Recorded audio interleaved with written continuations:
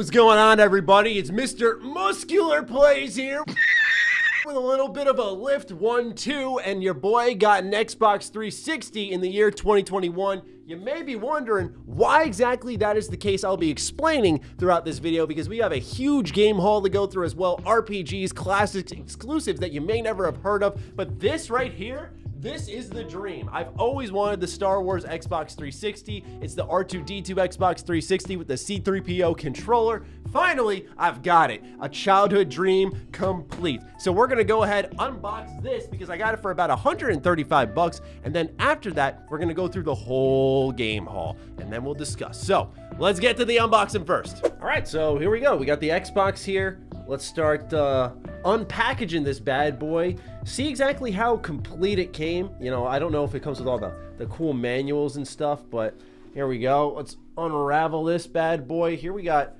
the two games here. We got Connect Sports and look, okay, I'll make a deal with you. If this video gets 3K likes, we'll play this on the channel. I don't think it will, but yeah, we'll do it.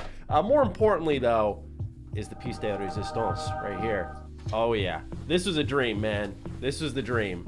I never had a chance to have the R2-D2 Xbox 360. This thing is beautiful, dude.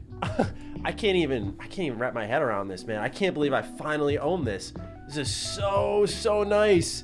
It's got a little gook here. We're gonna have to clean that up, but overall, really good condition that it came in. This is a slim as well. I never had the slim model. So I'm excited to give this thing a whirl once I get it all set up. All right. So also, we've got ourselves the Kinect. This is pretty much going to be a paperweight for me, but cool to own. It's part of the package. Make sure it's really complete here. I got to ask what some game collectors do with their stuff, man. Like, what is this? What is this gook here on the back? Got to clean that up too, but overall, for the price I paid, not too bad, especially for a thing I'm really not going to use, let's be honest. More importantly, what I will be using, got a normal 360 controller here. Mine broke, so I'll take anything, but we have the C-3PO Xbox 360 controller. It's a little more clicky than I remember. After using the Xbox Series X for a while, I gotta say, this feels surprisingly good. The D-pad especially, which is the biggest issue I have with the Xbox 360. But, man, just once again, can't believe I actually own this now. And actually, we got some of the inserts and the manuals in here, which is good. I didn't expect any of this. This wasn't in the photo on eBay, so I'm happy to have that. Increases the value of the product, but yeah, this is the console. We got it all, baby. Now, when I got home and set this bad boy up, not gonna lie, lost my mind at the sounds this thing makes. Take a listen. I also noticed that the bottom of the controller has the wiring for C-3PO, and even cooler is a little detail where when you pop open the disk drive, it says, "Help me, Obi-Wan Kenobi, you're my only hope." I really dig that, man. It's awesome. Now, for what you really came here for, the games. Finally! I have a huge bag of them to my left here. It's insane, so we got a lot to go through. Let's get it started right away. I did some classic Xbox pickups. I'm really hoping that one of these days the Series X and Series S improves the backwards compatibility library. For now, though, 360 pretty valuable, so I'm able to play, of course, the James Bond games. After finishing Hitman 3, knowing IO Interactive is going to be handling James Bond, I was like, I got to get my childhood right here. So we got, of course, Agent Under Fire. We have NICHTFIRE. This game, you want to talk about defining the childhood. My lord, I played this all the time. And then Everything or Nothing. I think this one's a little underrated, under-discussed, but James Bond had some great games, and no one really talks about them nowadays. So I'm excited for the people who brought us Hitman to bring us some more 007 goodness. I also made what I'll say is definitely a pretty expensive... more than expensive.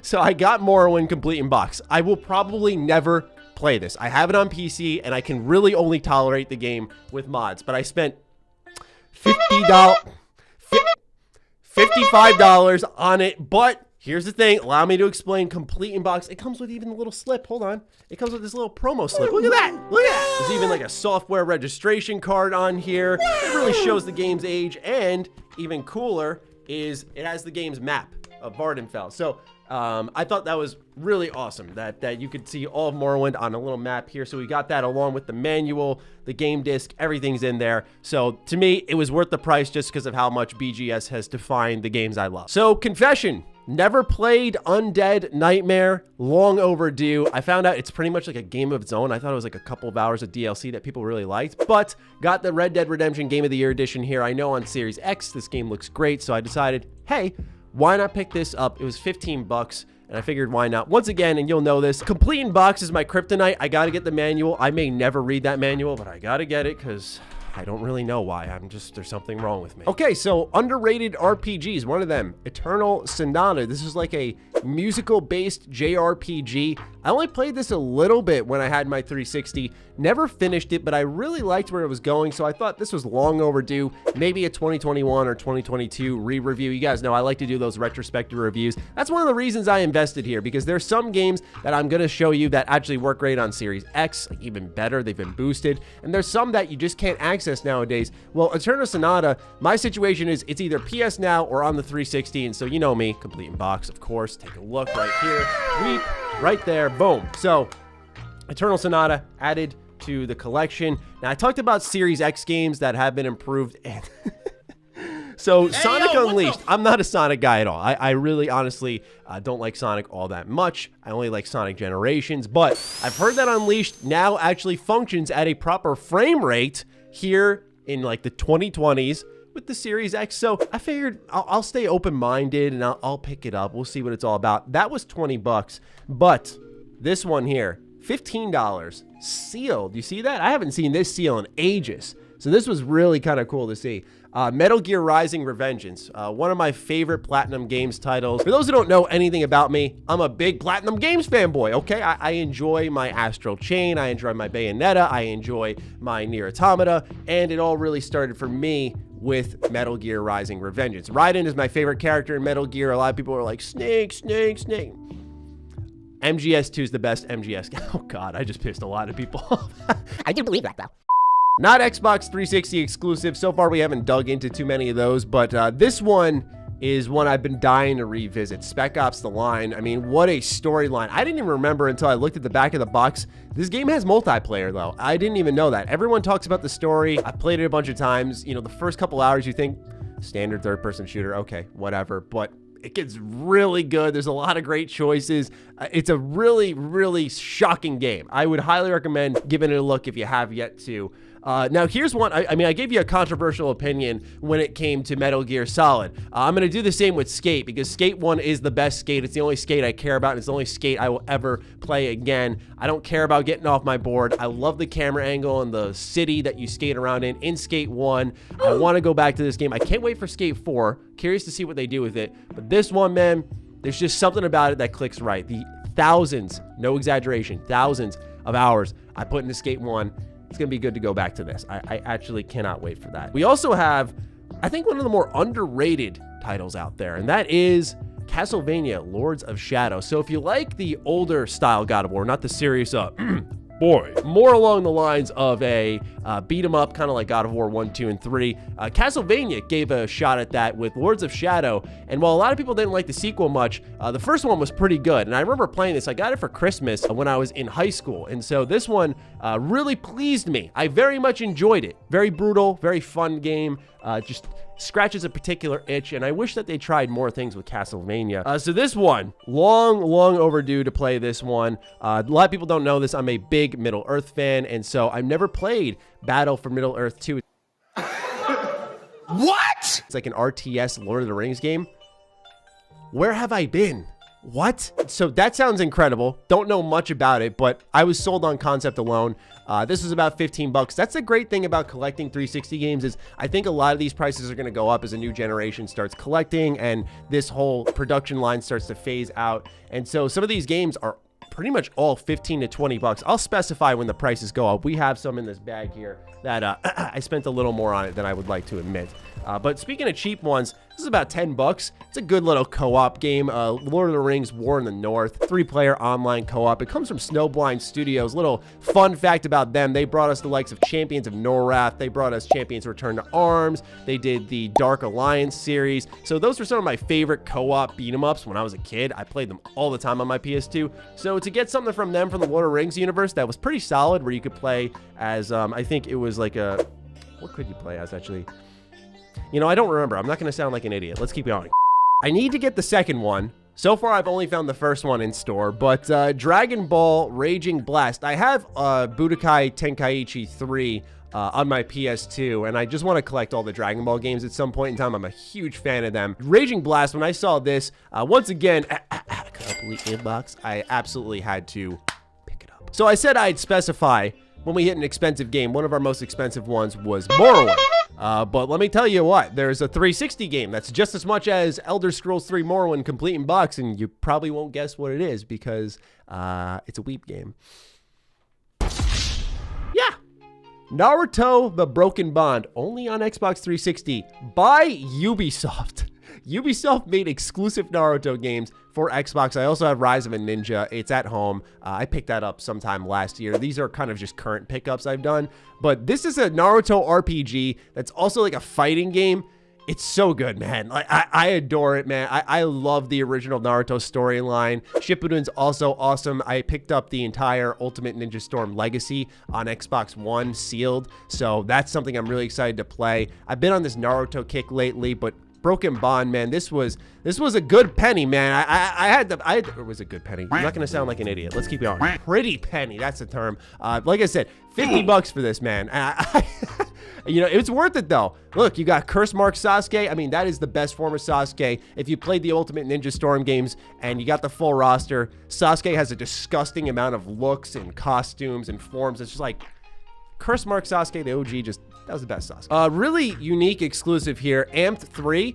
Amped 3 is a snowboarding game, as I'm sure let me do that again. Nope. Another exclusive here is Amped 3. Amped 3, as you can tell, you know, if you're using your eyeballs, is a snowboarding game. It's pretty cool because with Amped, you can like customize your own like snow parks and stuff. They call it a snow box, and it's so crazy, man. I remember growing up on Amped 1 on the original Xbox. I have that. I still got to pick up Amped 2, but I really hope one day Microsoft picks this series back up and tries to do something with it. Maybe there's not a market for it because this is kind of like a mixture of arcade and realism.